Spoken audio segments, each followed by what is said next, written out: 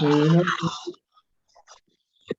de contar entre el plantel de profesores a Rafael Gagliano y a Claudia. En esta oportunidad, su condición de docente nos permite a su vez abrirlo a la comunidad educativa y de otros ámbitos para pensar la escuela que viene. Y en el marco de una semana donde UNIPE ha abierto sus puertas virtuales para una enorme variedad de temas y de expositores que dan cuenta de realidades diversas y también de campos de pensamientos diversos. Quiero decir que en este espacio que vamos a compartir en la tarde de hoy, la presencia de Claudia Bracci representa seguramente para la educación de nuestro tiempo en la provincia de Buenos Aires y su incidencia a su vez en lo que es el Consejo Federal de Educación, en su carácter de secretaria de Educación de la provincia, secundando a la ministra de Educación, el sistema educativo más importante de la Argentina y de los más grandes de América Latina. Gestionar este sistema siempre es un gran desafío. Gestionarlo en tiempos de pandemia, el desafío adquiere características epopélicas. Pero gestionarlo con características epopélicas no es suficiente para calificarlo, porque en realidad también es planificar el futuro. Y planificar el futuro no es repetir lo que ya conocemos, sino seguir avanzando en procesos de transformación que permitan ampliar la escuela pública para que ningún niño, niña, adolescente, en este caso de la provincia de Buenos Aires, quede a un costado, quede atrás o quede afuera. Y los grandes desafíos están planteados en muchos órdenes, y esta reunión precisamente está pensada en analizar esos desafíos. Claudia es quien mejor puede reflejar la realidad de este principal distrito del país y también dar cuenta de la energía pedagógica, política, social que acompaña los proyectos de transformación. Rafael va a conducir, acompañado por Claudia Figini, un espacio que con su capacidad reflexiva, analítica, de señalamientos precisos sobre realidades complejas, seguramente va a ser explorar con Claudia los diversos campos que nos resultan de muchísima preocupación e interés. Y por último decirles que en esa capacidad Rafael también seguramente motivará la participación de todas y todos los que están participando de esta sala. Así que me permito, en nombre de la Universidad Pedagógica Nacional, darle la muy bienvenida a quienes de esta casa, pero hoy llega en otro rol, a Claudia Bracci, agradecerle muchísimo que haya aceptado participar de este espacio y por supuesto a Rafael y a Claudia Figini el agradecimiento por coordinar este momento. Que tengan una jornada muy buena y un saludo fraterno para cada una y cada uno de ustedes. Gracias. Gracias, Norberto. Muchas gracias, Norberto. Bueno, para nosotros Es un honor presentar a Claudia Bracci, compañera, amiga, funcionaria destacada, importantísima de la gestión educativa de la provincia de Buenos Aires. Queremos reflexionar con ella este momento tan disruptivo, tan traumático y tan prometedor al mismo tiempo que nos ha tocado vivir entre el 2020 y el año en curso.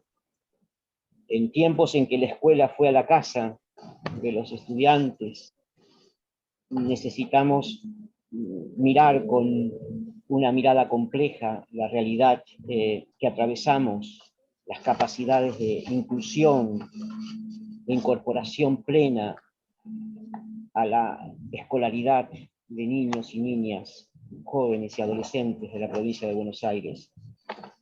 Quisiera, en primer lugar, entonces, agradecerle profundamente a Claudia su participación y pedirle a Claudia Figini la presentación de Claudia para escuchar después su presentación.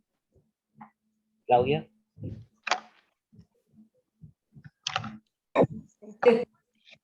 ¿A quién le tengo que? Se me fue el antivirus.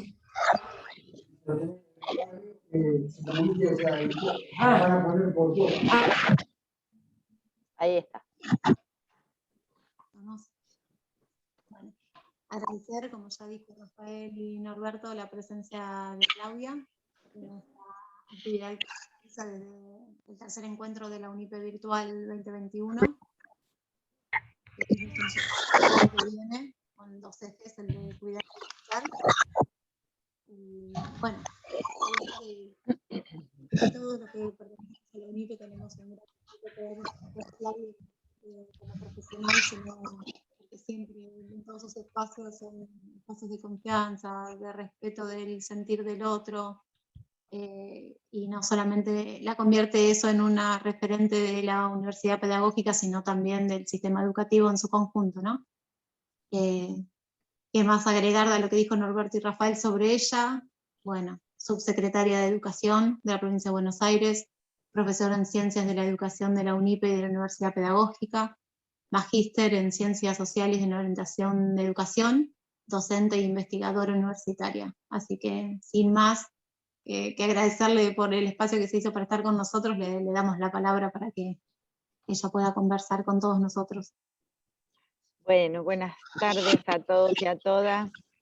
La verdad que muchísimas gracias por la presentación de grandes compañeros y compañeras con los que vengo trabajando hace muchos años, cuando empezamos a hacer un programa y siempre es tan cariñoso Norberto en su presentación, Rafa y Claudia. En aquel momento trabajábamos con proyectos con adolescentes y eso después llevó a la especialización que él mencionó hace un ratito. Y la verdad que disfrutamos de ese espacio de los encuentros, de las discusiones, y cuando me invitaron para compartir con ustedes me parecía un buen lugar para pensar con otros y con otras, así que les agradezco muchísimo. Y además porque le decía a Rafael, cuando estábamos esperando esto del Zoom, la sala de espera y todo lo que ya se nos hace un poco conocido, que lo leía en el nombre de la charla, ¿no? La escuela que viene, cuidar y escuchar. Y me parece que eso, ¿no? Cuidar y escuchar son como marcas identitarias de Rafa, del equipo. Y bueno, me desafió también a seguir pensando y poder construir con ustedes. Y nos propusimos hacer, en mi caso, una presentación, pero que después tengamos un tiempo para que podamos intercambiar con Rafa y que intercambiar con cada uno de los que están acá, porque me parece que todos en esto, hasta el propio nombre, ¿no? Cuidar y escuchar es escuchar y escucharnos. Y un poco desde ese lugar me gustaría plantear la presentación en dos momentos. Un primer momento que nos permita tener un recorrido de este 2020-2021, por lo menos hasta el momento, con algunas cuestiones que fueron sucediendo, con un año inédito, con un año excepcional, inesperado les diría, pero cómo la política pública comenzó a dar respuesta y cómo la comunidad en su conjunto, y cuando digo la comunidad, cómo el colectivo docente rápidamente ante una situación tan excepcional, pero recurriendo a su marca identitaria en términos históricos, dio respuesta y se desafió a generar las condiciones para establecer el vínculo pedagógico con las y los estudiantes. Me parece que eso es una de las cosas que quisiera compartir y marcar como inicio, porque en este año y medio creo que hay mucho, y lo vengo diciendo en cada encuentro, hay mucho saber pedagógico construido, que tenemos una responsabilidad de sistematizar, de analizar, de que sea herramienta para seguir pensando la enseñanza. Y cuando el título dice la escuela que viene, la verdad que la escuela que uno llamaría hoy de la pospandemia, nada va a volver a ser como antes. No soy de las que utilizan la categoría de normalidad porque la discuto y la interpelo, porque tampoco quiero volver a lo de antes, porque todavía había muchas cosas por realizar, hacer y derechos que garantizar. Y me parece porque no somos los mismos, ni nosotros como docentes, como trabajadores, trabajadoras, como familia, como cada uno y cada una, porque nos atravesó algo doloroso, hay un sufrimiento social, nos atravesó situaciones de angustia inesperadas, y en ese marco cambiaron las formas de vida, las formas de relacionarnos, las formas de vincularnos, las afectividades, las formas de comunicarnos, las presencias y las ausencias. Por eso nada va a ser como era antes. Y la escuela que viene es otra, porque la escuela es otra y nosotros y nosotras también somos otros y otras. Por eso quiero hacer este primer recorrido para después poder plantear, porque este es un espacio de reflexión, de pensar junto a otros y a otras, y uno también busca en ese pensar con el otro provocar en términos de pensamiento. Y entonces voy a dejar como algunas puntas para que podamos intercambiar en ese momento. Lo primero que voy a plantear es que, bueno, por suerte tenemos una legislación en términos de la Ley de Educación Nacional y Provincial muy fuertes en su sentido ético y político, ¿no? La educación es un derecho, el conocimiento es un bien público y el Estado es garante. Ahora, la pandemia nos mostró que la escuela, más allá de las adversidades, sigue siendo ese lugar que garantiza derechos. En una discusión sobre la escuela en este tiempo con el equipo de compañeros y compañeras que me acompaña, decíamos como síntesis que la escuela muchas veces es la puerta que te abre a otros derechos. Cuando uno dice, digo porque no estamos en cualquier lugar, estamos en la UNIPE con la especialización justamente en términos de derecho. Y lo planteo porque muchas veces la escuela abre la puerta a los derechos de identidad, la escuela abre los derechos a tener otras condiciones, el derecho al conocimiento, el derecho a aprender.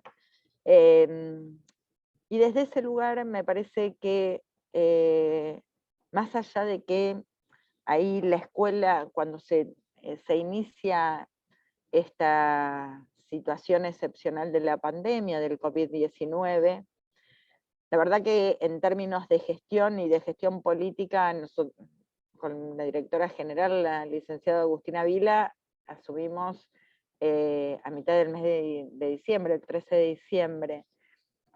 Y ahí empezó la escuela de verano, y cuando en el mes de febrero empezaban a suceder determinadas situaciones en otro lado del continente, empezamos a ver, bueno, si esto viene a nuestro continente, a nuestro país, a nuestra provincia, cuáles son las prioridades, las cosas que se debían llevar a cabo como primera, y estoy hablando en el mes de febrero. Y ahí, imagínense que las clases habían apenas comenzado, preinicial y primaria habían transitado 15 días de su escolaridad, ese encuentro con, ¿no?, con la maestra, digo, la escuela, el aula, la cotidianeidad. Y la escuela secundaria tan solo una semana, y superior ni había empezado, y viene la suspensión de clases. Ahí fueron dos las decisiones principales que se tomaron desde la política educativa. Una es cómo ponemos a disposición de los y las docentes materiales, propuestas para el trabajo con los y las estudiantes, y cómo garantizar los módulos de alimentos para los chicos y las chicas. Ahora ya les digo módulos de alimentos, ¿no? En aquel momento es cómo garantizar el comedor escolar. Y ahora ya miren todo el paso que hemos hecho, cómo vamos hasta cambiando, pero era cómo garantizar que los chicos y las chicas que iban a nuestros comedores escolares de las escuelas no tuvieran ni un día sin esa alimentación. Entonces ahí esos dos ejes fueron los que pusieron en marcha esa capacidad estatal que había que generar para una situación que no sabíamos cómo seguía. La verdad que ya en el mes de abril, y en esta puerta de los derechos que planteo de la escuela, este lugar central en la vida de todos y todas, una situación difícil, trágica les diría, nos hizo repensar que más allá de que había aislamiento social preventivo y obligatorio, a nuestros chicos y a nuestras chicas les pasaban cosas que la escuela era una de las primeras que se enteraba. Un suicidio adolescente, una directora que la llama a la mamá, y ahí los equipos de orientación escolar empezaron a dar respuesta en una situación excepcional. Y ahí rápidamente empezamos a pensar con la directora de psicología, Eliana Vázquez, cómo ante esta situación particular podíamos dar respuesta.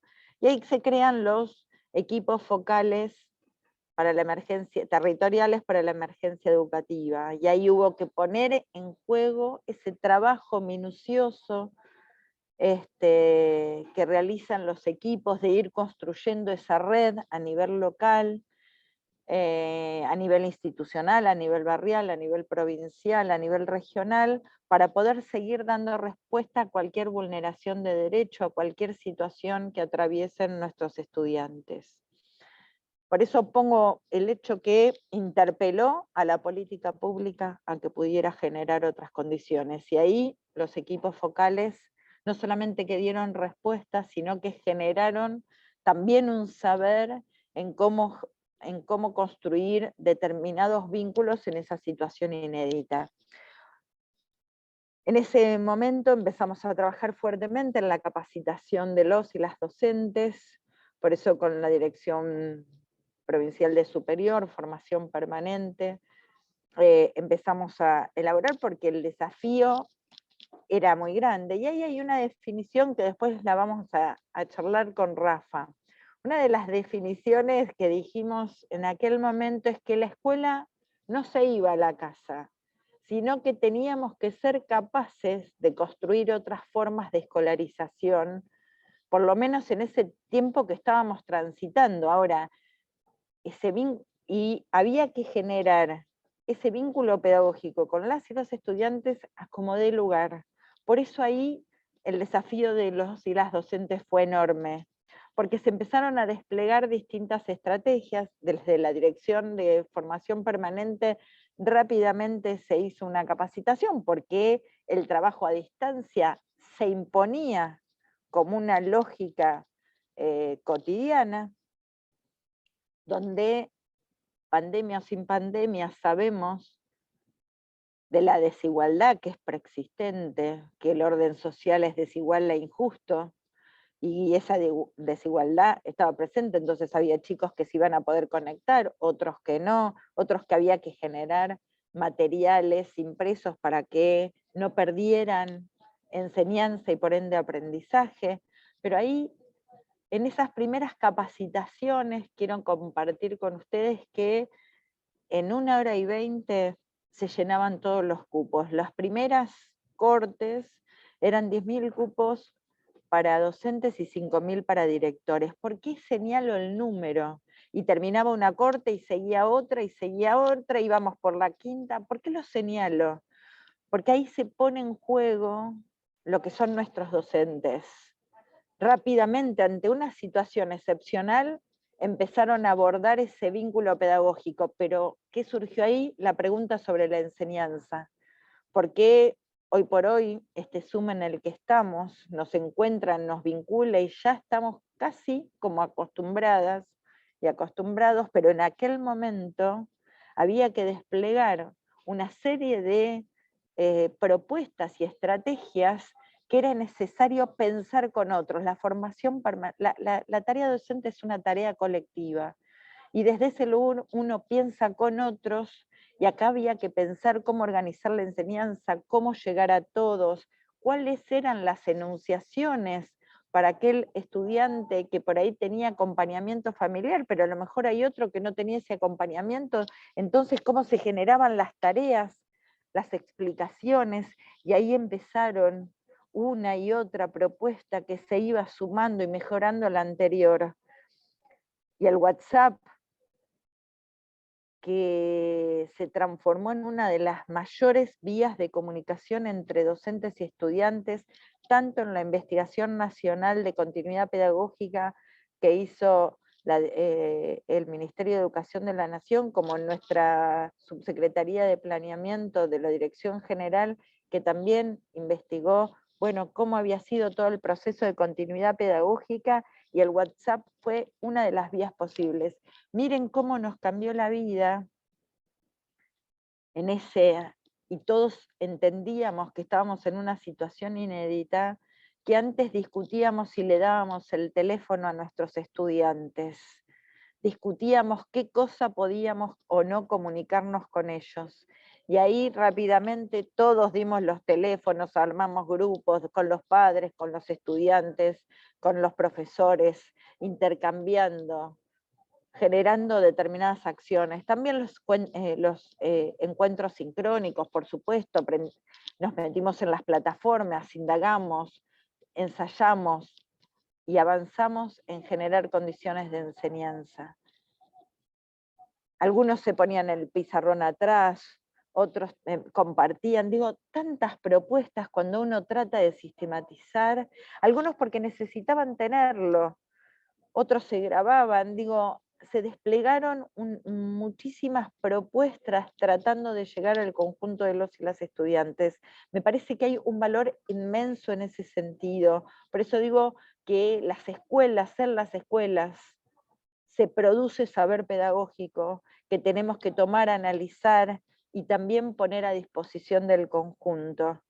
Y decía entonces el tema de la cantidad, porque seguimos formando en términos de esa situación excepcional. Ahora, llegaba mayo y hubo determinadas cuestiones que se empezaron a discutir. Estábamos en una situación compleja, pero cerraba el cuatrimestre, y cerraba el trimestre.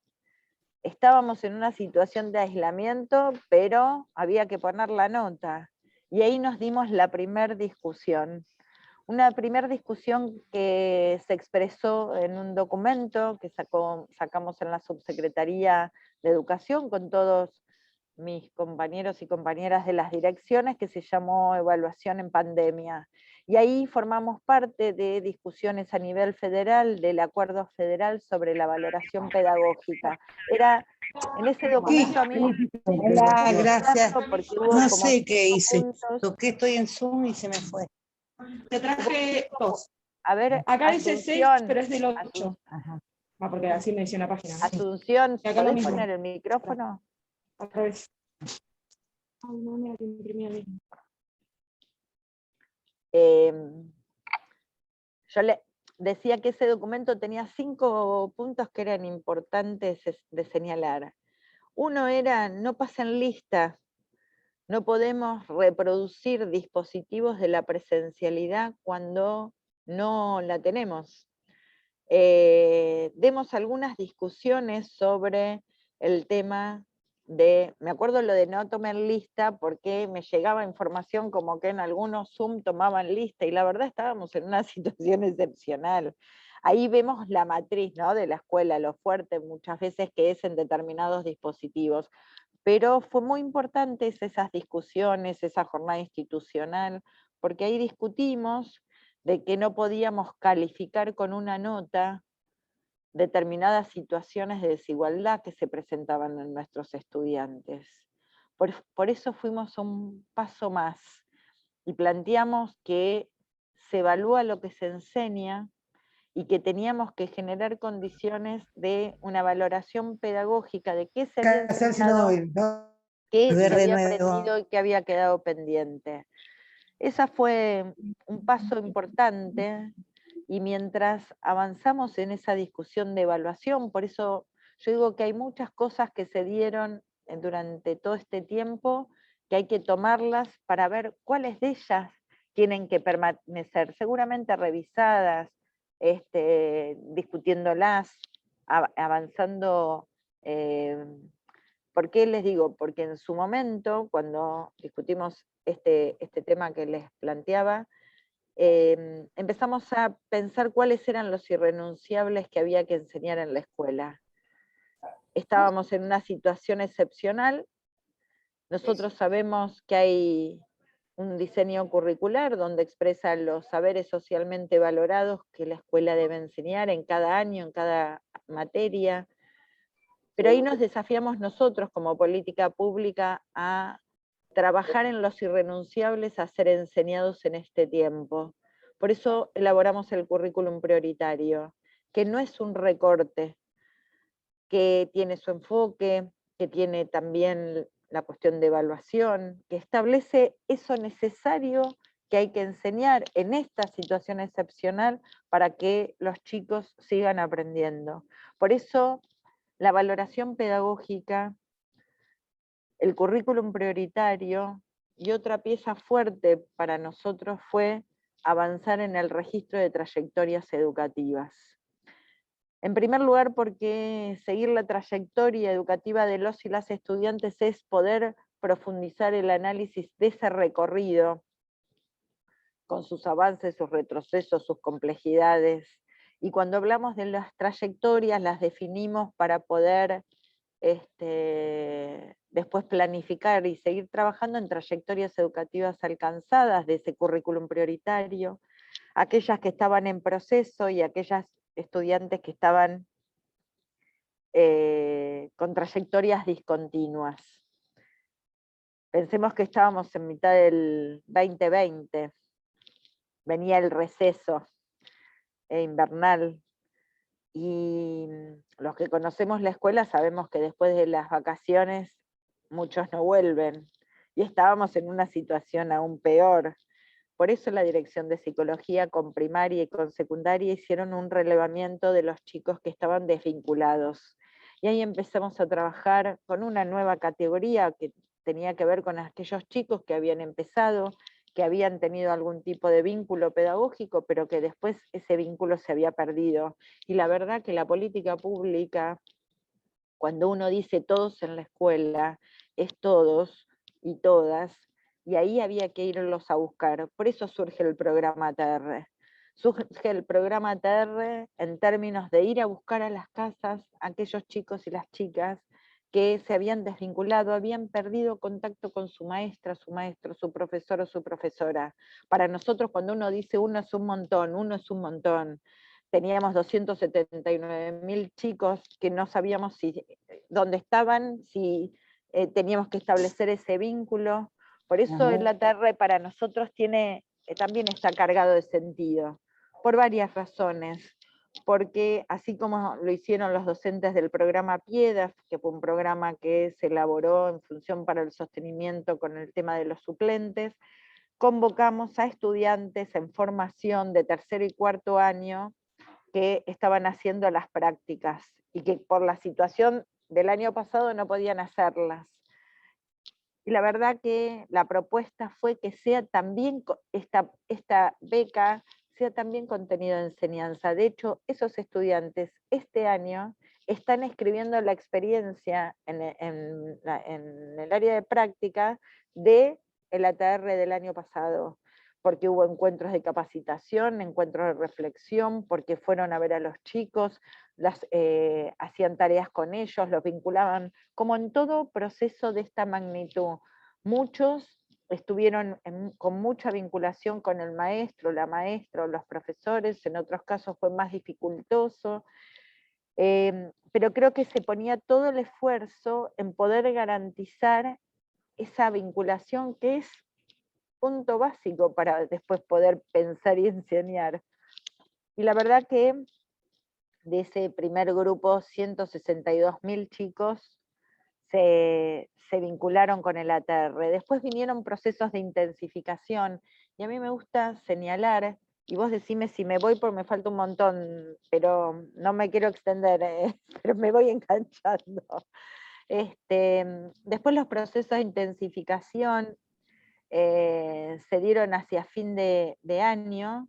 Ahora, la intensificación no es reproducir las formas de enseñar, sino es más enseñanza. Lo que también la pandemia nos puso en juego es en revisar hasta nuestras propias prácticas de enseñanza. Y entonces me parece que ahí hay un punto central en ese sentido. Avanzamos con el verano ATR para los chicos y chicas que habíamos logrado vincular, y que además de que transiten sus vacaciones, tuvieran actividades lúdico-pedagógicas para ir recuperando saberes, y en el mes de febrero trabajamos sobre intensificación de la enseñanza nuevamente.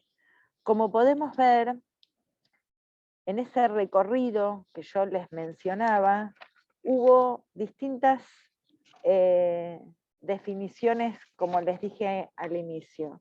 Primero, pensar que se fueron construyendo otras formas de escolarización. Una escolarización que cuando volvimos a la presencialidad implicó también un trabajo muy fuerte para el sistema educativo. Digo, volver a la presencialidad en ese mes de marzo fue una preparación de un protocolo que hicimos durante el año pasado, a partir del protocolo federal, en el cual participamos activamente con la directora general, pero después hicimos un protocolo que se discutió con todos los gremios, con el sistema educativo y con los gremios, y tiene anexos, y después seguimos trabajando sobre anexos, porque, como se llama esta charla de hoy, las políticas de cuidado fueron una definición de las políticas públicas a nivel nacional y a nivel provincial. Cuando uno habla del distanciamiento, cuando uno habla del barbijo, cuando uno ante en los grupos, algunos lo llaman burbujas, a mí me gusta llamarlo los grupos, la alternancia, el que ante cualquier síntoma había un aislamiento, fueron todos procesos de un gran aprendizaje para todos y para todas, y el sistema educativo con los trabajadores y con las trabajadoras nuevamente mostró cómo ante cualquier adversidad se da una respuesta y hay enseñanza, porque muchas de las cosas que se aprendían en la escuela, los chicos y las chicas las llevaban a sus casas. Entonces me parece que otro de los pasos centrales es cómo se construyen políticas públicas integradas e integrales, integradas hacia adentro de cada uno de los organismos del Estado, integrales que, y creo que es fuerte desde el gobierno de la provincia, que se plantea que cada uno de los ministerios, cada una de las áreas del Estado tiene que poner lo mejor de sí en función de una mirada integral de los problemas o de las situaciones.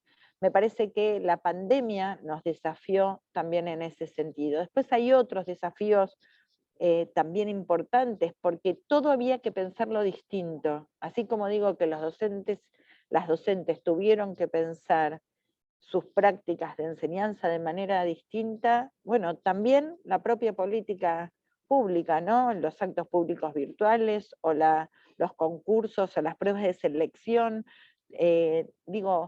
Por eso hablo de todo un saber construido en ese marco.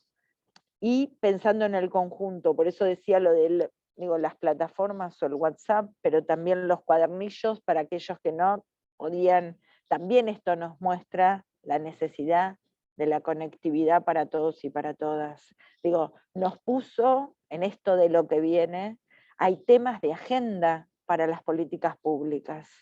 Acá, y en los temas de agenda también, además de la conectividad, tiene que ver con el equipamiento, tiene que ver con condiciones, claro que sí. Y en ese sentido, por eso les decía eso, a la escuela que viene, nada de lo que viene puede tener las mejores experiencias de lo de antes, pero desde ya que no va a ser lo mismo.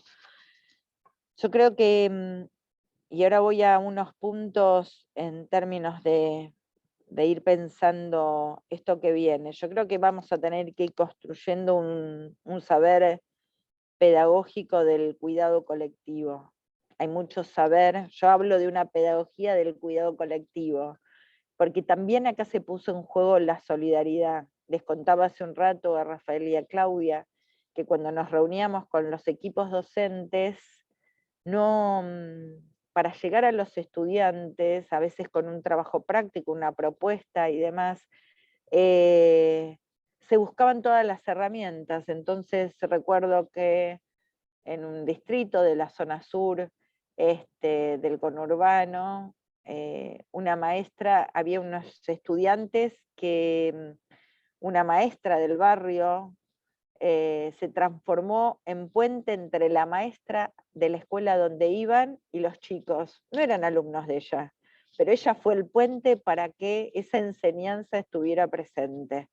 Entonces, ante eso, a mí me parece que también ahí hubo una definición que nosotros lo transformamos en parte de una comunicación. Los estudiantes, las estudiantes son de todos y de todas, más allá de los que están en tu aula, los que tenés que acompañar, enseñar, evaluar, etc. Y todos los lugares son para enseñar y para aprender, el aula, el Zoom, la biblioteca, dimos como un salto cualitativo a preguntarnos por los espacios, por los tiempos, que son dos coordenadas de la escuela y la matriz de la escuela moderna. Tuvimos otros tiempos, construimos otros espacios, jugamos en esa construcción entre la presencialidad y la virtualidad, aprendimos a enunciar de otra manera para no estigmatizar, para incluir a todos. El lenguaje juega un papel importante en este sentido, y siempre tuvimos la certeza que se garantizaba el vínculo pedagógico entre los docentes y los estudiantes. Ahora, yendo un poco en esto que decía Norberto, que cuando uno trabaja en educación, para la educación, con la educación, trabaja para el futuro. Siempre uno trabaja en el presente, pero siempre trabajamos para el largo plazo. Yo creo que hay como algunas puntas a tener en cuenta. Por un lado, creo que este tiempo se caracterizó por una pedagogía del afecto. Aprender a cuidar y cuidar para aprender se ha transformado en una marca muy fuerte de este tiempo, en un círculo de confianza. Creo que si uno revisa, Cornu decía que la confianza es eje estratégico de todo vínculo pedagógico. Y en estos tiempos de pandemia y pospandemia, yo creo que la la afectividad es una marca fuerte para mantener y profundizar. Creo que se vienen tiempos de amorosidad y de reparación. Me hago eco del título de esta charla porque son tiempos de una fuerte escucha. ¿Cómo se escribe errónea? Todos vamos a tener que poner en palabras lo vivido, porque no, como les dije hoy, no somos los mismos. Nos atravesaron historias dolorosas, personales y colectivas. Por eso hay que tener una fuerte escucha, y cuando uno es adulto y además adulto y docente, tenemos que tener la disposición a esa posibilidad de la escucha del otro. Un poco salir sanos y juntos es el gran desafío, por eso vienen tiempos de comprensión, tiempos de contención, y yo les diría de un fuerte andamiaje de lo subjetivo por parte de nosotros los docentes. Hay que construir un fuerte andamiaje subjetivo, porque en esta relación el amor entra como telón de fondo, ¿no?, de la escena escolar. Lo tiene uno antes, y en esta situación porque uno vivió una tragedia.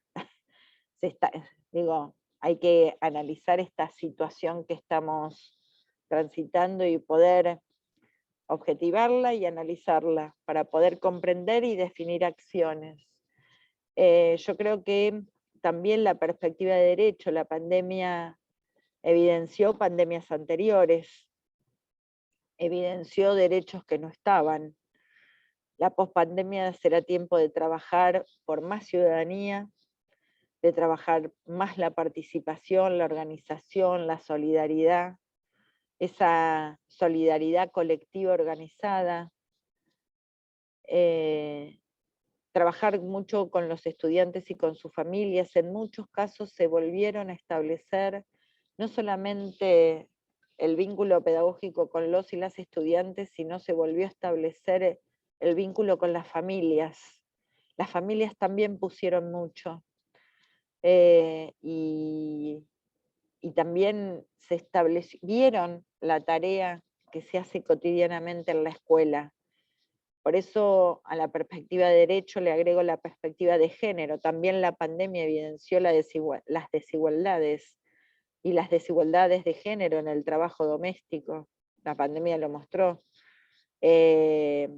Generalmente las mujeres acompañaban a sus hijos en las tareas de la escuela, y además organizaba ese entramado de cuando tenía más de uno, un celular, los tiempos, los vínculos, los WhatsApp, las comunicaciones. Por eso digo, hay mucho saber construido, hay mucho de lo explícito, pero también mucho de lo intangible, de eso más profundo que debemos contemplar y tomar. Puso también, como les decía recién, el foco en la división sexual del trabajo. La pospandemia hay que identificar quiénes han estado a cargo en las tareas de cuidado y cómo también esto impactó en el desempeño escolar, no solamente los chicos, sino también el cuidado de los más grandes. Nos interpeló en el tiempo y espacio, y yo creo que eso debemos revisarlo en lo cotidiano de la escuela.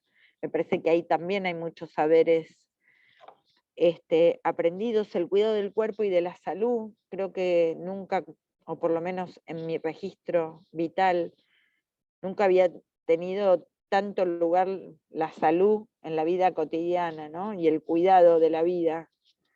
Me parece que ahora hay un valor muy fuerte sobre ese cuidado de la vida. Me parece que la escuela ahí juega también un papel importante, y como se viene trabajando esa atención a la diversidad, a la diversidad en sus distintas expresiones, sexual, la diversidad familiar, religiosa, étnica, cultural. Me parece que ahí hay mucha cuestión por trabajar, atender a esa diversidad única, simbólica que se da para pensar los tiempos que vienen.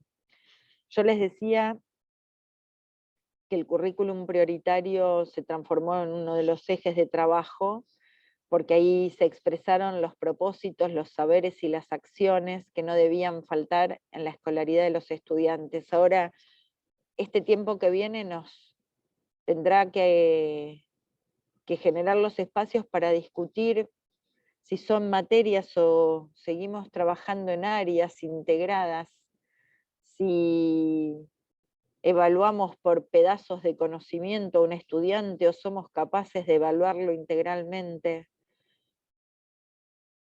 Por eso me parece que tenemos pasos que fuimos dando para dar respuesta a la situación excepcional, pero que nos quedan para profundizar y para hacernos no las preguntas que tenemos respuestas, sino las preguntas que más nos incomodan. Lo que vengo proponiendo es que nos hagamos las preguntas que nos incomodan, porque hemos transitado este tiempo tan complejo que nos tiene que llevar a otras resoluciones. El currículum prioritario tiene un encuadre, refiere a ideas que constituyen la propuesta pedagógica, tiene una organización de esa propuesta en cuanto a tiempos y estructuras, rompe un poco la estructura anterior, pero había desafíos de los docentes para organizarlo en ese sentido. Los contenidos priorizados en cada caso se establecían por año, por materia, digo, el derecho al conocimiento que tienen los chicos, cómo nosotros somos capaces de organizar la enseñanza para que puedan acceder a todos los aprendizajes. Y el desafío que tuvimos de pensar el bienio, ante esa situación excepcional, el bienio 2020-2021, ¿no? Tratando de dejar, o por lo menos dar la discusión de que ese bienio 2020-2021 no es facilismo que pasó de año, porque quizás lo que tenemos que discutir es la gradualidad, lo que tenemos que discutir, si no es necesario otras formas de escolarización, de tiempos y de espacios para esa escolarización. A mí me parece que el bienio nos tiene que llevar a preguntarnos sobre si esta organización del currículum prioritario por áreas y por ciclo básico y ciclo superior no nos dio mejores respuestas, si no fuimos capaces de integrar más los conocimientos. Entonces, por eso les planteaba este tema para poder seguir pensando. Y ahora un poco en esto de la escuela que viene, me gustaría compartir con ustedes algunas ideas más para dejar sobre la mesa que voy pensando y que siempre intercambiar con otros y con otras lo enriquece.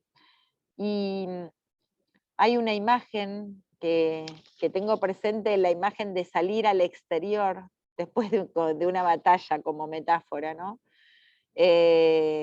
Para muchos la felicidad de sobrevivir, de que no te haya pasado nada. Se vuelve a establecer contacto y presencia.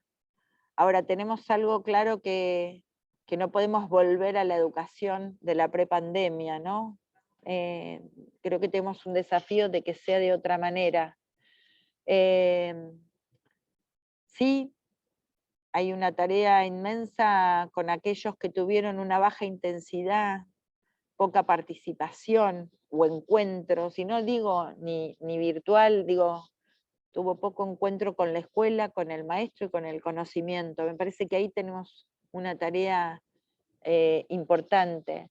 Y yo quiero decir que me olvidé de decírselos antes, cuando hablaba del registro de trayectorias, si bien nos queda mucho por aprender y por seguir profundizando ese tema, a mí me da muchísimo orgullo decirles, contarles, compartirles, que a partir del registro de trayectorias del año pasado, en 2020 tuvimos 3.600.000 registros de trayectorias de todos los y las estudiantes. Este año, en el último registro, nos permitió a nosotros planificar la intensificación de la enseñanza. Y ahora sale el nuevo, hicimos el registro de trayectoria para los que están en promoción acompañada, y ahora viene el registro de trayectoria de del conjunto de los y las estudiantes. Ahí los maestros, maestras, profesores y profesores ponen lo que se enseñó, lo que se aprendió y lo que queda pendiente. La verdad que hay registros maravillosos en cuanto a lo que explican los docentes acerca de los criterios en cómo fueron evaluando a sus estudiantes. Y la verdad que eso nos permite el registro, digo por orgullo, porque ya el 98% ya carga el registro de trayectoria. Es decir, tenemos una información entre todos y todas del conjunto de los estudiantes que sabemos qué tiene pendiente, qué tiene que aprender, qué pudo aprender, dónde tenemos que hacer foco, a quién tenemos que ir a buscar, quién no tuvo participación o no estuvo vinculado con la escuela. Me parece que nos da una herramienta muy importante para hacer realmente seguimiento de trayectoria. Y los últimos 3 puntos, creo que la escuela que viene no debería volver al formato anterior. Me parece que tenemos que reconfigurar otros modelos, quizás trabajar primero sistematizando, trabajando, pensando para ir construyendo, pero creo que la presencialidad y la virtualidad, digo, hay materias que pueden ser dentro de la virtualidad y otras requieren necesariamente la presencialidad, por lo menos ponernos a pensar, esto lo hicimos ante una situación excepcional. Ahora, acá hay mucha pedagogía puesta que nos requiere a nosotros pensar la enseñanza, qué cosas nos dieron mayores resultados y cuáles otras no. Gran parte de la enseñanza siempre requiere del encuentro con el otro. Ahora, lo que hay que ver es cómo son esas formas de escolarización para el tiempo que viene. Curricularmente también se debería asumir el compromiso de decir qué saberes son los que se necesitan y cuáles podemos prescindir de ellos. Acá hicimos una priorización. ¿Debemos hacerla? Sí, no, son preguntas. Es necesario hacernos esas preguntas. Esta conversación que estoy planteando es compleja, porque tenemos esta idea que la escuela tiene que enseñar todo, y la pregunta que haría es, ¿la escuela tiene que enseñar todo de todo en este tiempo, en 2021? ¿O tiene que enseñar algunos irrenunciables y las mejores herramientas para que los chicos y las chicas puedan acceder a más saberes? Decimos que no queremos escuelas enciclopedistas, pero después queremos enseñar todo de todos los campos del conocimiento, además con los avances del conocimiento y de la ciencia. Entonces me parece que son preguntas que nos debemos plantear. Sistematizar qué se pudo hacer en la presencialidad y qué fue imposible. ¿Qué fue lo posible? ¿Qué pudimos hacer y qué cosa fue imposible para marcar los irrenunciables, los imprescindibles? Aquello que hasta hoy denominamos continuidad pedagógica, yo creo que cambió para siempre. Miren ustedes, en el 2011, cuando se hizo el reglamento de instituciones educativas, ya la provincia de Buenos Aires definió la continuidad pedagógica, pero la definió para aquellos que, por problemas de clima, porque estaban rotos los caminos, no podían ir a la escuela y entonces tenían que tener continuidad pedagógica. En este año y medio, o gran parte de este año y medio, nuestros docentes y nuestros y nuestras estudiantes tuvieron continuidad pedagógica, el conjunto del sistema.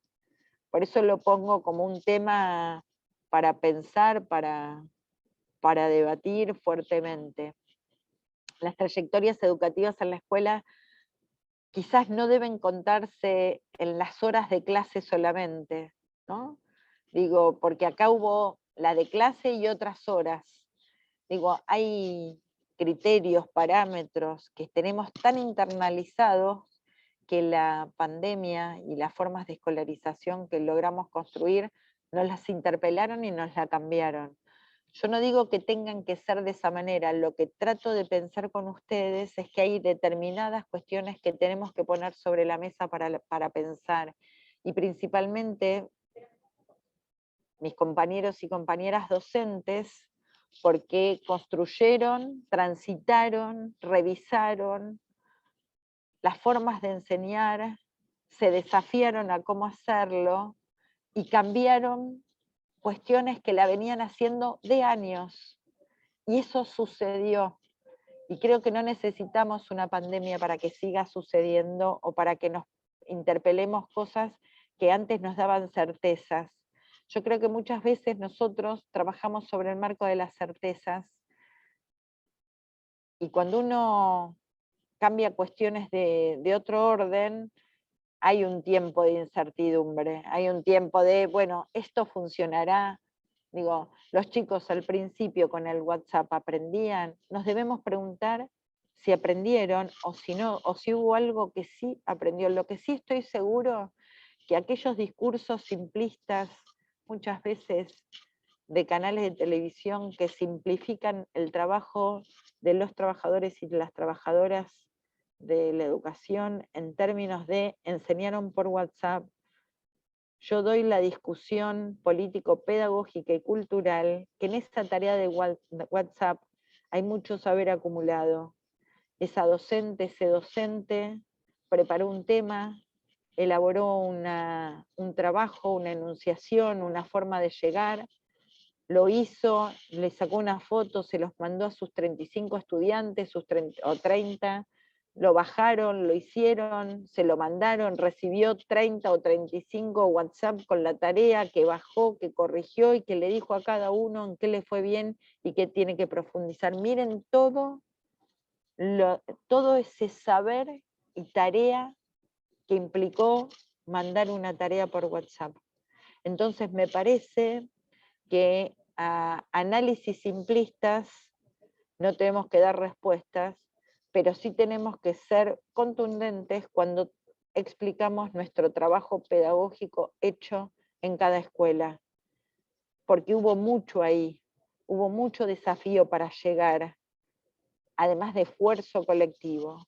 Por eso digo, preguntámonos, hagámonos esas preguntas que nos incomodan, porque qué tiempo de enseñanza hubo y qué tiempo de aprendizaje.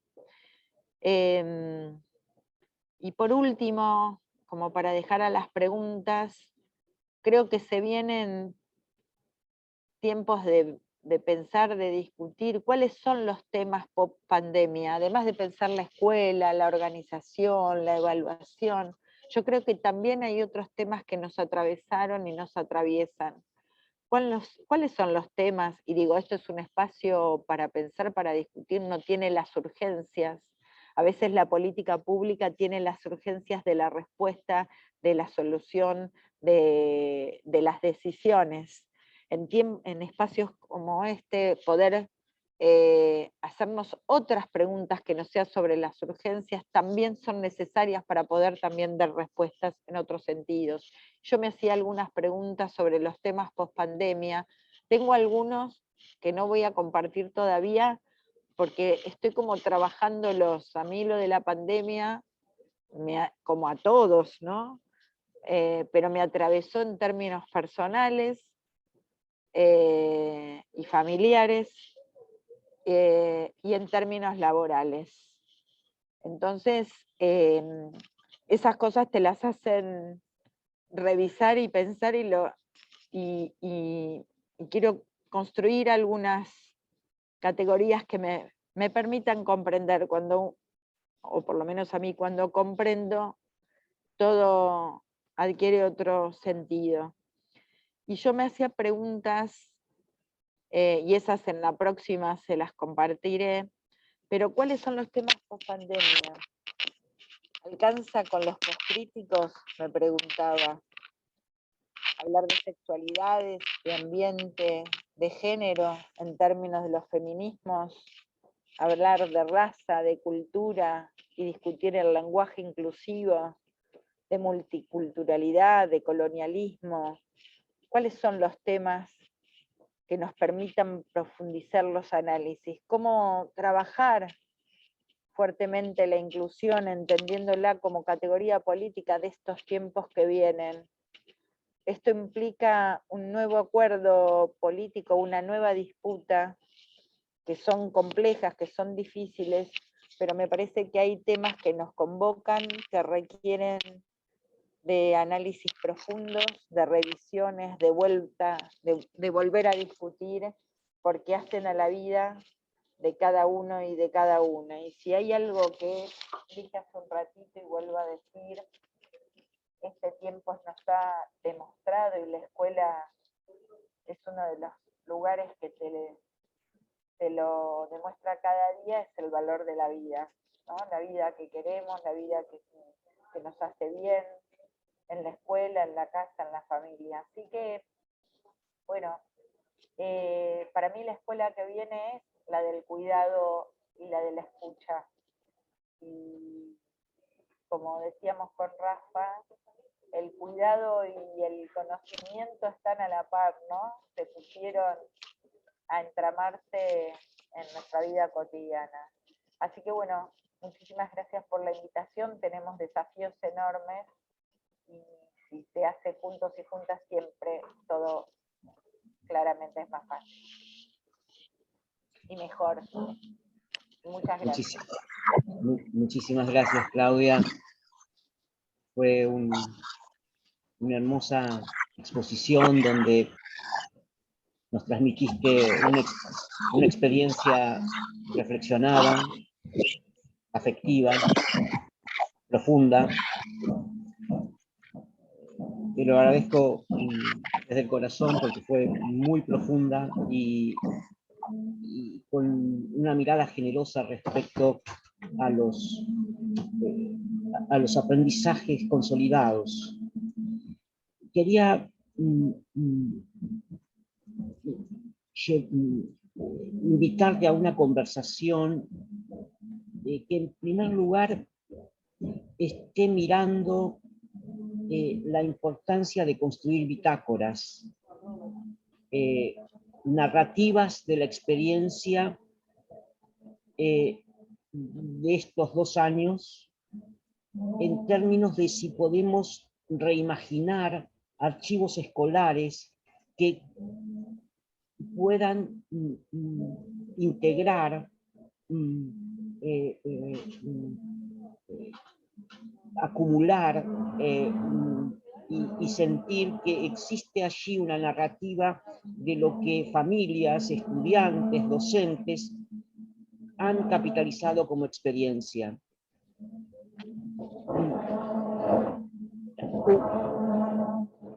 Tal como lo señalaste, hubo alternativas variadas, múltiples, ricas, valiosísimas.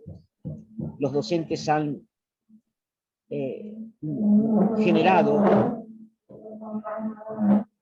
Tengo un edificio que se está construyendo al lado que interfiere un poquito con los ruidos. Les pido disculpas por eso.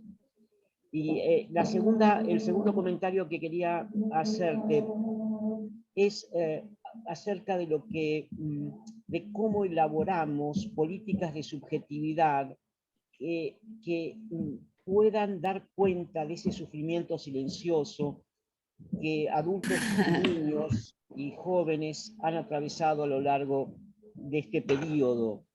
Me comentaba una supervisora de Florencio Varela que ingresó a una escuela secundaria esta semana y se encontró con una escuela silenciosa, en que patios y aulas estaban inéditamente en silencio, poblado por estudiantes y docentes, pero el silencio la sorprendió, como si de pronto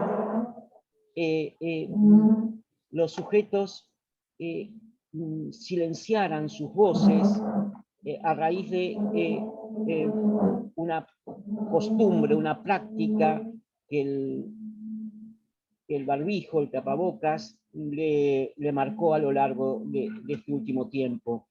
Entonces, la invitación a que, ya lo hiciste y con una profundidad maravillosa, imaginar estos temas emergentes donde podamos simbolizar el dolor y el sufrimiento de las nuevas generaciones que tuvieron que atravesar junto con nosotros una experiencia de dolor, y cómo alimentar el pensamiento de los estudios de futuro, los estudios de prospectiva, para volver a generar una escuela que piense sus futuros, que piense sus proyectos de desarrollo junto con las familias y las comunidades. Esas eran las 3 cositas que quería compartir en este momento, Claudia, con vos. Buenísimo, gracias Rafa. Ahí después escuchamos a Daniel García, que me parece que levantó la mano, pero en función de lo de Rafa, nosotros venimos trabajando con Karina Kaplan, y llegará esta semana seguramente a las escuelas, no la que viene, un documento de trabajo que tiene que ver justamente con conceptualizaciones y orientaciones en términos justamente, ¿no?, de esto que decimos, para el cuidado socioafectivo. Me parece que uno tiene que recuperar los saberes que no enseñó, tiene que reponer algunas cuestiones que tienen que ver con la afectividad, con los cuidados, con los afectos. Entonces, porque el trabajo pedagógico tiene que ver con eso. Y la afectividad es fundante de las relaciones de intersubjetividad. La verdad que por eso yo les hablaba de la pedagogía del afecto, es un elemento estructurante, tanto de las macropolíticas como de las micropolíticas del cuidado. Y bueno, con Karina venimos trabajando fuertemente en eso, y armamos un material para que acompañe, ¿no? Porque uno tiene que ir generando de las distintas dimensiones. Me parece que por eso me gustó el nombre de la charla, porque es cuidar y es escuchar. Y yo les decía hace un rato que el tiempo que viene es un tiempo de escucha, y un importante tiempo de escucha. No sé si Daniel García levantaste la mano. Sí, hola, acá estoy. Hola.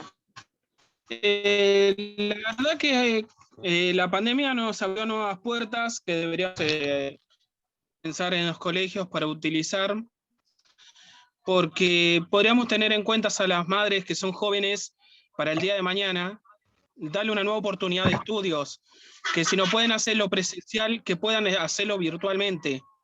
Las pruebas y todo eso, que lo vayan, y eso sí sería obligatorio que lo hagan presencial. Pero hay que empezar a pensar en la gente que tiene problemas para llegar al colegio. Abrir esta oportunidad que nos dio la pandemia de utilizar todo lo que es virtual para capacitar a los chicos que por X motivo tienen problemas para llegar a los colegios. Pensar en las madres jóvenes que hoy por hoy quieren terminar sus colegios y darles esa nueva oportunidad, esa puerta que la verdad que la pandemia abrió en grande, y no dejar cerrar esta nueva oportunidad que tenemos para dar a los jóvenes más oportunidades de estudios. Claro. Muchas gracias y eso es todo. No, buenísimo, Daniel. Bueno, yo cuando planteaba de estas preguntas y cuando decía, bueno, ¿cuáles son los irrenunciables o qué cosas requieren necesariamente la presencialidad y cuáles otras no? Bueno, porque eso nos hace revisar la enseñanza y nos hace revisar justamente que uno puede tener esa bimodalidad. Bueno, son cuestiones a trabajar, por supuesto, ¿no? Está muy bueno lo que decís, Daniel. Bueno, el chat también está preguntando Micaela Rodríguez sobre dónde se podría conseguir bibliografía, y bueno, un poco está respondido en esto que vos dijiste que va a salir, ¿no? El material de orientación. Sí, les va a llegar a todos y lo vamos a colgar para aquellos que quieran. Ana Rosa quiere hacer una pregunta. Sí, buenas tardes, ¿cómo están? Todos, mientras íbamos escuchando la charla, ¿no? Pensaba por ahí un texto de Rafael, Los lenguajes del cuidado y los cuidados del lenguaje, ¿no? Hermosísimo, hermosísimo, publicado en Anales de la Educación Común. Y yo lo que pensaba era, en el Instituto Superior donde trabajo, hay un taller de formación opcional, ¿sí? En el que estoy trabajando, que es de políticas de cuidado, ¿no? Esto de que los docentes en formación tengan estos espacios para poder trabajar, para abordar la literatura, la teoría, digamos, documentos que vayan hacia esto. Creo que se está dando, creo que hace 3 o 4 años, y me parece que la pandemia un poco resignificó todo eso, porque volvió a traer este lugar, ¿no es cierto?, de esto de que todos los buenos educadores han sido buenos cuidadores, ¿no? Claro. Así lo dice Rafael. Y me parece eso, ¿no? Básicamente que los adultos, en nuestro rol de adultos, en nuestro rol de docentes, poder poner ahí palabra, poder poner oído, habilitar esos espacios, e ir acompañando, porque, a ver, yo hasta el 31 de julio soy inspectora jubilada, estoy jubilada. Pero este recorrido que fuiste haciendo, Claudia, nosotros en las escuelas, por supuesto, que lo fuimos acompañando y viendo lo que han sido los equipos focales, la necesidad de las familias también de tener un referente. Y como yo por ahí siempre les decía a las chicas con las que trabajaba, ¿no? En algunos lugares, por ejemplo, de la provincia de Buenos Aires, a veces la escuela es el único ojo del Estado que entra en algunos hogares, ¿no? Por distintas cuestiones políticas, sí, claro. Pero me parece que nosotros tenemos que poder valorar ese lugar, ese papel que tenemos como escuela, esa oportunidad, ¿sí? Y aunque a veces estemos por ahí un poco solas las escuelas, pero bien, con lo que tenemos, vemos qué es lo que podemos ir haciendo. Me parece que sí, la escuela tiene que volver a pensarse como cuidadora, a recuperar ese lugar de cuidadora, poder salir de ese estigma que si cuida hay que enseñarla. Además, Claro. ¿sí? Porque la enseñanza, digamos, es la primera política de cuidado. Pero me parece, a ver, estoy absolutamente de acuerdo con esto de poder empezar a pensar nuevamente, ¿sí? En estos formatos con los que vos, Claudia, has trabajado tanto cuando fuiste directora de secundaria, ¿no? Esto de volver a pensar otras formas, pensar la escuela desde alguna otra manera, ¿no? Que pueda dar respuesta a los chicos y a las chicas del siglo XXI, ¿no? Por eso yo les decía, nos rompieron las coordenadas de tiempo y espacio.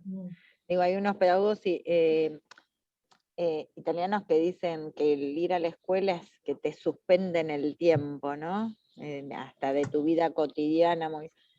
Y yo lo que digo es, le sumo a eso, que es más allá del lugar físico. Es como, digo, la escuela te conecta con otras cosas. Y nos rompió ese esquema de, digo, a ver, el recreo va a ser lo mismo que hacía antes, ¿no? Digo, el espacio puede ser de otra, digo, me hago preguntas que nos permitan profundizar. Obviamente que hay límites, que hay condiciones estructurales también, pero me parece que es importante tomar todo lo que se ha construido en este tiempo. A mí me parece valiosísimo. Por eso me enoja a veces la tele y le discuto fuertemente, ¿no? Por eso daba el ejemplo del WhatsApp. Claro, y esto de que no esperar que a partir de todo este sufrimiento social, comunitario que hemos tenido, esperar que esto pase para volver a hacer lo mismo, ¿no? Porque claro, por eso no somos los mismos. Nuestros estudiantes no son los mismos. Algunos volverán sin un familiar, o la situación de trabajo, o la situación de angustia, o digo, no somos los mismos, y hay que tomarlo ese tema. Rocío García también tiene la mano levantada. Hola, buenas tardes. Sí, como decían ustedes, hoy estaba en reunión de Zoom con mi hijo y lo primero que nos dijeron, bueno, mañana capaz comenzamos las clases. Capaz, dijo la maestra, porque con las bajas temperaturas no hay clases, no hay gas, no hay clases. Es así, nosotros no tenemos... sos? De provincia soy, de Villa Fiorito. La escuela 67 va mi hijo. Entonces acá no hay gas hace 2 años en el colegio y entonces no va a haber clases. Y en la clase de Zoom uno me dice, señor, si mañana hay clases, ¿vamos a tener recreos como antes? ¿Vamos a tener compañeros? Y era como que, wow, cómo los nenes extrañan la escuela y estar ahí. Sí, Mismo claro. estar en la casa se te corta el internet, no te quedaste con medio dictado, no puedes. Yo, la verdad, extraño que mi hijo vaya al colegio, que vayan los dos, porque aprendía más que en la casa. No, te digo, la verdad, es mucho más lindo y es un espacio donde ellos están con la maestra y la seño me enseñó esto, la seño es esto, la seño, y vienen emocionadísimos. Aquí en la casa es muy diferente. Es muy diferente para los chicos, no tienen su espacio, su lugar, tanto el tiempo con la mamá o el papá. Vamos a ser sinceros porque a todos nos pasa. Sí. Acá la verdad no hubo clase, creo que 15 días este año, porque no hubo clases. No estuvo habiendo más que Zoom y el Zoom se te cae el internet y chao. No, claro, sí. Más que teniendo 2 hijos, los 2 tienen clases al mismo horario y están bien. Pierden clases. La verdad te estoy escuchando y sí, a veces me pongo a ver si los chicos se extrañan al recreo, aunque en la casa se la pasan jugando. Extrañan el recreo, extrañan estar sentados en la mesa del salón y en la casa tienen su mesa, pero no es lo mismo. El colegio es una segunda casa, digo. Para mí es una segunda casa. Y la maestra es como una segunda mamá que está ahí con los chicos. Por poquito no le llaman mamá a la maestra. Por poquito, porque es la seño, viene la seño, y por poquito no le dice mamá, porque es la segunda casa, y la verdad estaría muy bueno que todo vuelva a la normalidad para mí. Estoy escuchando y sí, es un trabajo el tema del internet. Yo que soy todavía joven, a mí me cuesta bastante todavía. Gracias, Rocío, por tu participación. Le damos la palabra a Rosmarín. Hola, muy buenas tardes. Hola. ¿Cómo están? Estoy con el video porque estoy trabajando todavía.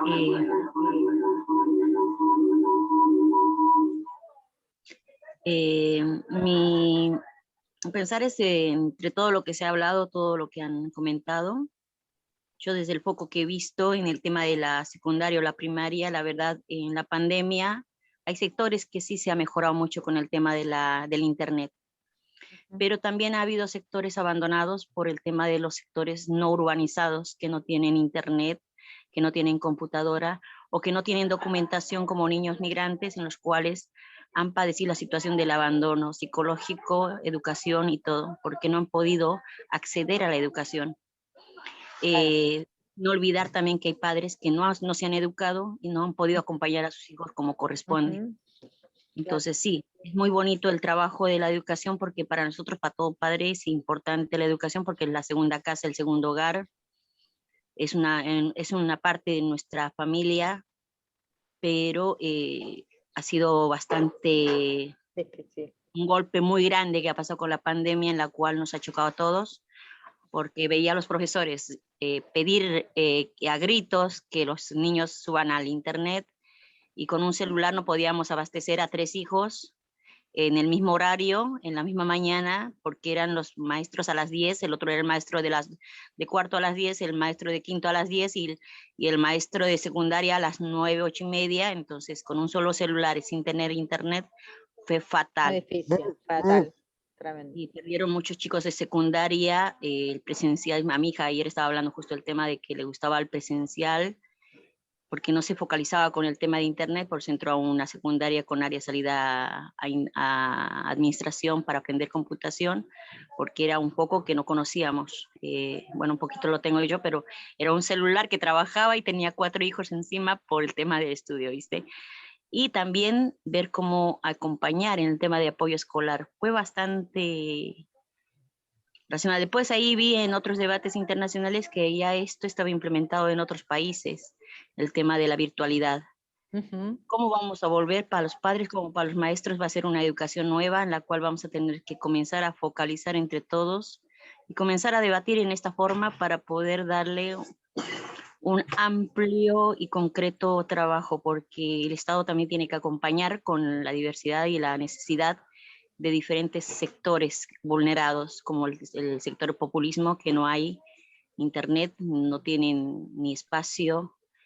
Algunos hasta han engordado. Mis hijos dicen, extraño el pan y la carne del colegio al cocinero, extraño a mi maestra, se extraña mucho todo. Así que yo creo que es una gran experiencia esto y gracias a ustedes por lo que dicen, porque la verdad también así nosotros, referentes de base, aprendemos de ustedes para ver cómo podemos trabajar en conjunto y focalizar una nueva educación que viene ya en posterior. Nada más. Gracias, Rosmarie. Gracias. Sonia, ¿tenías la mano levantada? Sí, buenas tardes. No sé si me Buenas tardes. escuchan bien. Sí. Muy bien. Bueno, ante todo, felicitarlo y agradecerle a Claudia me sumé un poco más tarde, pero me dejó pensando en esas preguntas y que me sigo preguntando, más que nada como docente de formación inicial y también permanente, pero del campo de la didáctica, ¿no? Esto de Ajá. pensar la pedagogía emergente desde la perspectiva de la escuela de cuidado y la valoración desde inmediatamente que comenzó la pandemia de la escuela en su dimensión sociocomunitaria, ¿no? Que Claro. siempre se abordó la escuela en lo pedagógico didáctico, de la centralidad de la enseñanza, y si bien el equilibrio de las diferentes dimensiones institucionales bueno, dependía del contexto y la situación de cada escuela, pero bueno, esto nos unió, ¿no? La emergencia sanitaria a todas las escuelas, en poner en valor esa dimensión, ¿no? Y construir o afianzar los lazos con la familia, y pensar en la articulación de los vínculos y las prácticas, ¿no? Pero me sigo preguntando esto de cómo articular la pedagogía con la didáctica, pero las didácticas pensándolo en problemas de enseñanza que se han puesto en evidencia o con mayor relevancia a partir de la no presencialidad y hoy de la vuelta, como bien decías, a las escuelas con las clases presenciales de otro modo, con otros medios, bueno, pensar en esto de las investigaciones en didáctica, cómo socializar los conocimientos didácticos para el docente, que de ahí nos tenemos que valer, ¿no? Para esta vuelta, incluso como bien presentabas, de seleccionar los contenidos, ¿no? Priorizarlos, esa también relación entre currículum y didáctica, así que bueno, estoy como muy pendiente y ávida de formarme en esa relación de pedagogía y didáctica en este contexto, este nuevo contexto. Está bueno, está bueno. Gracias, Sonia. Fabiana, por favor.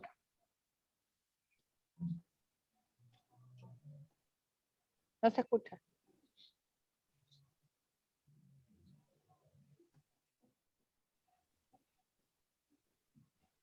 Si querés formular una pregunta por chat, aceptamos, Fabiana, la pregunta que quieras formularla. Parece que tu audio no está funcionando bien. Nos estamos acercando al final. Vamos a ver si Fabiana nos formula el comentario, la pregunta, la observación que quiere realizar y que no pudimos escuchar. No sé si Claudia Fabiana había Fujini... pedido que le habilitaran el micrófono en el chat.